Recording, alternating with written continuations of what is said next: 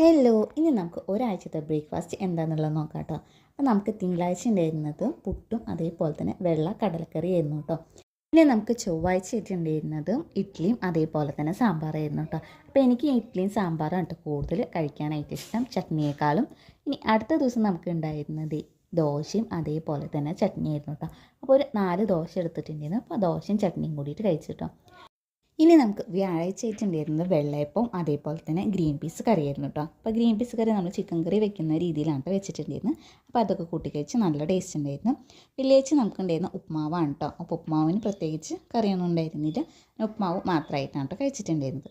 ഇനി ശനിയാഴ്ച നമുക്ക് ഉണ്ടായിരുന്നത് ഈ ദോശയും അതേപോലെ തന്നെ തേങ്ങ ചട്നി ഉണ്ടായിരുന്നു. പിന്നെ അതിൻ്റെ കൂടെ ഉള്ളിച്ചമ്മന്തി ഉണ്ടായിരുന്നു. അപ്പോൾ അത് രണ്ടും കൂടിയിട്ടാണ് കേട്ടോ കഴിച്ചിട്ടുണ്ടായിരുന്നത്. പിന്നെ ഞായറാഴ്ച നമുക്ക് പുട്ടും അതേപോലെ തന്നെ ചെറുപയർ കറിയായിരുന്നു കേട്ടോ.